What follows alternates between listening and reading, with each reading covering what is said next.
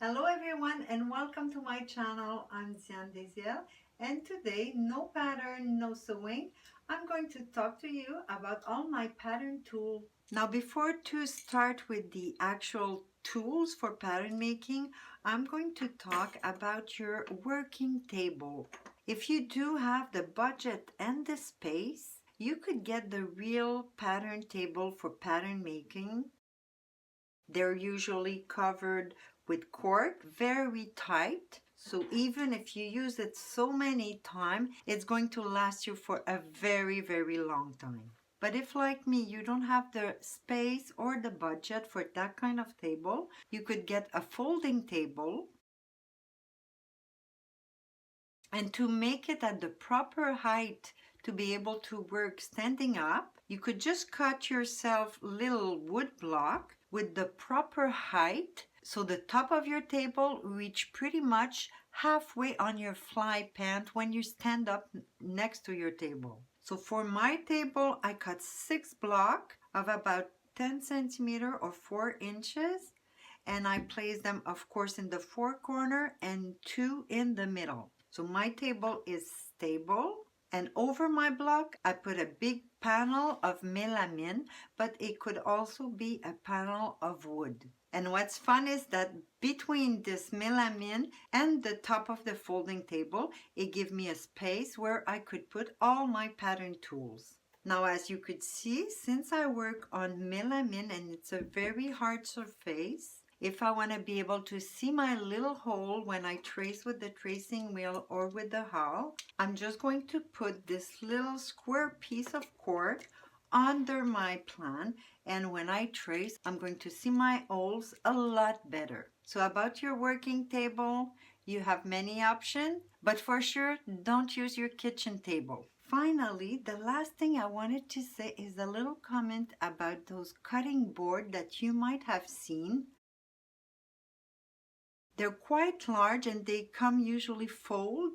You unfold and use it on any table. I tried them and didn't really like them because when you do your hole using your tracing wheel, it does leave big holes. So after you use it a few times and you use it to do your pattern after on paper, it's not so accurate. Also, it doesn't last very long time. So as you could see, it left really big mark because the way it's done, it's empty most of the time. So if you have no other choice, yes, but if you have other choice, I think everything else is better. Now to start with the ruler, I think you must have a nice meter, and the metal one are the best to have because they last forever. This is the one that I have since I was a student. You might say, oh, I already have a meter. I have a wooden meter. I think wooden meter, it's okay, but it's really not the best. First of all, because it gets rounded. If you trace with the tracing wheel next to it, you could damage it. So your line is not even going to be straight. On top of that, the wooden meter are thicker, so it brings you, when you trace your line, it brings you further from the actual line where you want to trace. Now, if you continue with the ruler, another one that you must have is the 50 centimeter c-thru ruler. It is flexible to a certain point. Don't bend it too much because it will break.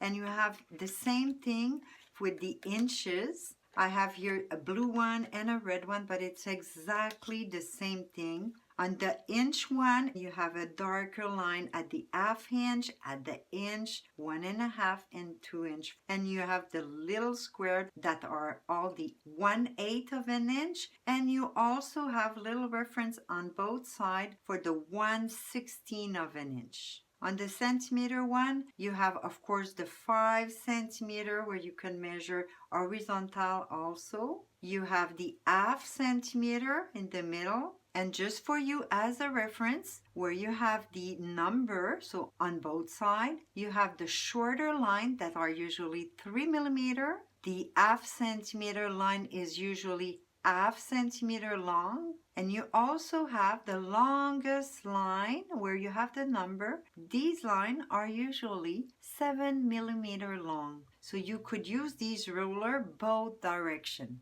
Because I like to try everything, I also find another ruler.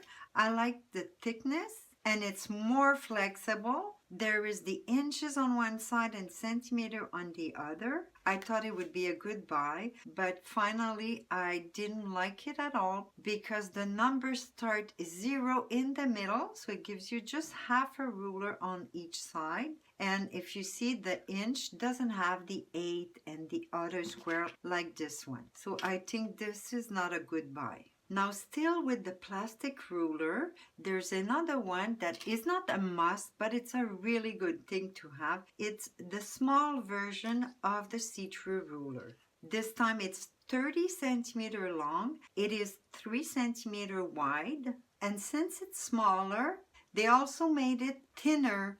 So it does fold much more, and they will make your life easier when it's time to measure your armhole. Now, another important or must-have ruler, it's a large square. This one is 60 centimeter by 35 centimeter, and you could have pretty much the same size in inches. Here again, it's a metal ruler, so it's going to last forever.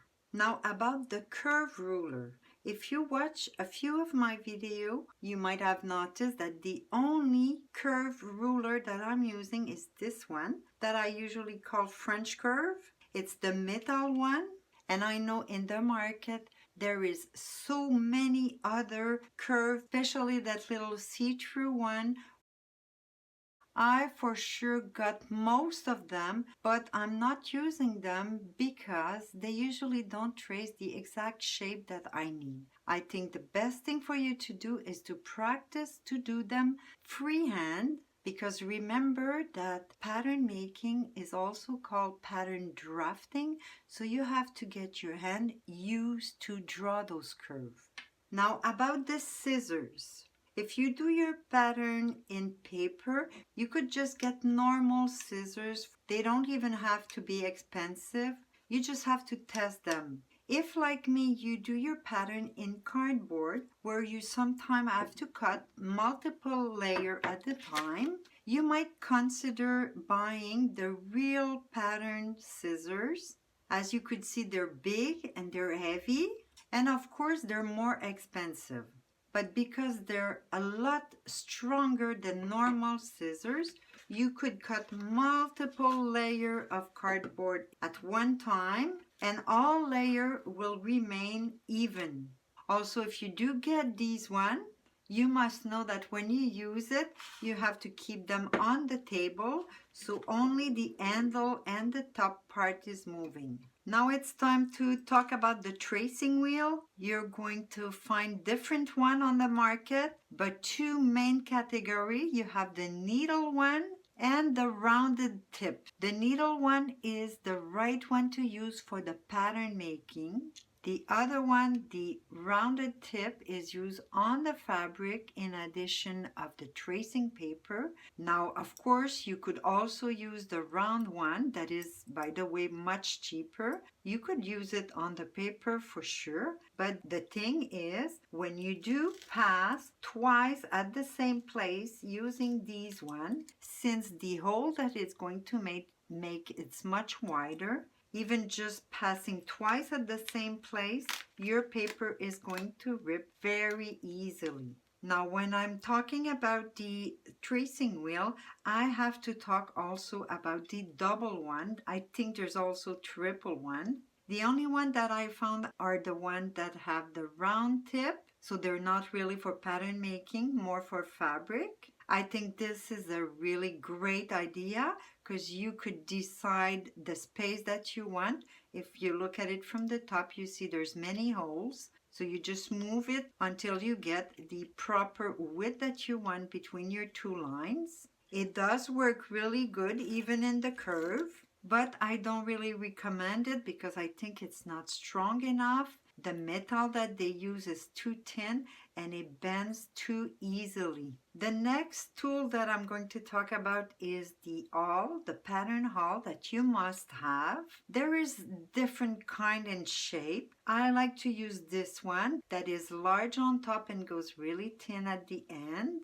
because it allows you to make different size of awl. Then another must have is a pattern notcher. That tool is of course to make the notch on the contour of the pattern. It should not be used on fabric because you might damage it and it's not going to cut as sharp. They usually all work on cardboard, but the cheapest ones sometimes they don't cut the whole thing in paper. So if you're going to buy it in person, I think you should bring a piece of the paper that you'll be using and just try it on. Another thing you must have is pattern weight. You saw me using them very often in my video to stabilize my paper or to keep two layers together for many reasons. You could get the real thing that is usually a rectangle with a little handle. But I like little different stuff, so I got these. This is automobile part. They just have to be heavy metal and easy to grab with your hand so you could move them around easily. Finally, another useful thing to have, it's the pattern punch hole. We call it a rabbit, and it's to make the hole in your pattern to be able to hang them. Usually they have a little metal part that is moving that you use to adjust the distance from the top of your pattern to the hole so you could make them always at the same distance. This is an expensive tool to have. It's not a must, it's just very useful. Finally, the pattern hook. That should not be more than $1 each for sure. These are to hang your pattern so you don't have to fold them. And the way it works is that you just take the bottom part, put it inside the hole, and release it on the other side, and here are your pattern. Now to trace your pattern, when you do watch my video, you see me using those big Sharpie, but believe me, I never do my pattern with Sharpie. It's only for you to see it better on the video. When I do pattern, I use or a pen or a pencil. So of course, I also have my sharpener and my eraser, but I still use Sharpie for my pattern, and I'm showing you 4-color because I'm always using 4-color. Usually I use the black to write down the information on my pattern. For the self fabric, I use the blue to indicate the information of the lining. The red one is for fusible, and the green one is for combination fabric. Now, other things that you might already have home is glue. You could use the glue stick or the glue ribbon or tape. I prefer the glue tape because it's always open and it's stable right away. You put it where you need it, you place your other paper over, and it's already stable, nothing moves. While if you use the glue stick, you put it there, you place your other paper over, and you could still move the paper. So you have to wait until it dries. Also, when you develop your pattern, you might need to use that Scotch tape, normal Scotch tape, and glue your pattern here and there. That's it for today. Thanks for watching, and I see you next time.